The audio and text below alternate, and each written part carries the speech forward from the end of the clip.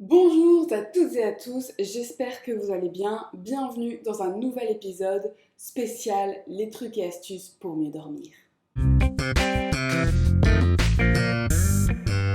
C'est un grand plaisir de vous retrouver aujourd'hui pour une nouvelle vidéo où nous allons parler de mes techniques pour m'aider à m'endormir puisque j'ai plus de mal à m'endormir en ce moment et je sais que je ne suis pas la seule.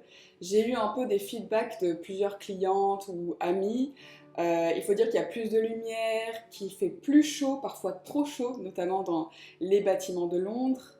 Et je sais que comme moi, il y a des personnes aussi qui sont beaucoup dans leurs pensées, à créer plein de pensées tout le temps et un petit peu notamment d'anxiété.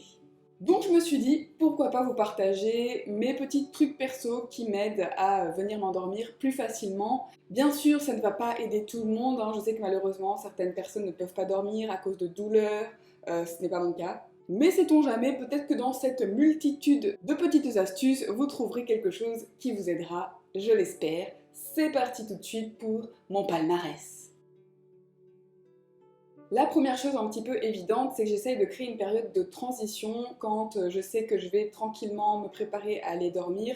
Je vais couper les écrans bien sûr et je vais venir m'allonger dans cette posture que je trouve absolument magique et fantastique. Il s'agit donc de la posture de détente Shavasana.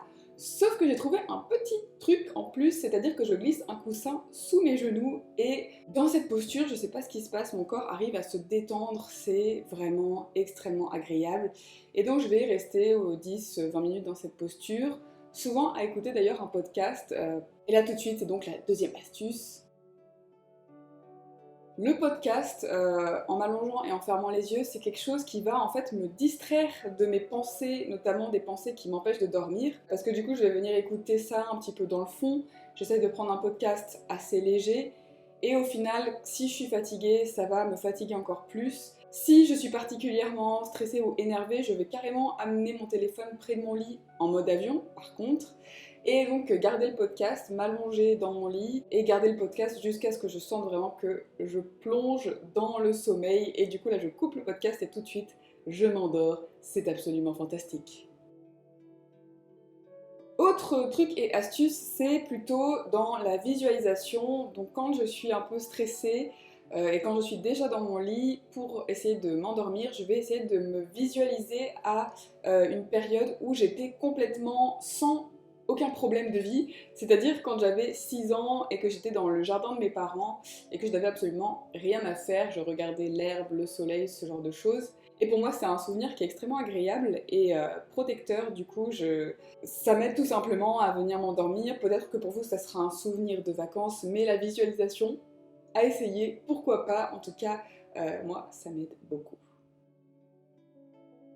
Il y a aussi quelque chose que j'utilise pas si souvent que ça au final, qui est de prendre le temps, une fois qu'on est dans le lit, de relâcher les muscles. Donc ça d'ailleurs, j'avais trouvé des vidéos, c'était des techniques de militaires pour s'endormir extrêmement rapidement. Donc je crois que c'était d'abord on relâchait bien le poids du crâne, ensuite les épaules, les bras qui se relâchent, le tronc, puis le bassin et les jambes. Donc ça, bien sûr, c'est quelque chose qu'on pratique aussi en yoga dans la relaxation finale. Et ça peut vous aider aussi à vous endormir, peut-être en travaillant plus sur le côté physique du corps, des muscles qui se relâchent. D'ailleurs, parfois aussi, avant d'aller se coucher, le fait de faire quelques étirements en douceur, c'est quelque chose qui peut m'aider. Donc ça peut être des étirements par terre, allongés, mais aussi simplement venir s'étirer, étirer les bras sur les côtés, faire des mouvements avec la tête, voilà, ce genre de choses. Testez, vous verrez bien. Lire un livre. Voilà.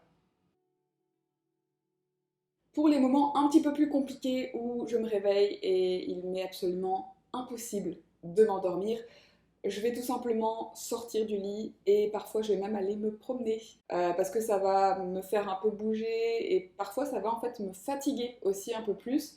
Donc pas des balades de 3 heures, hein. Je vais me balader 10 minutes, je reviens, si bien sûr c'est safe en tant que femme là où vous êtes.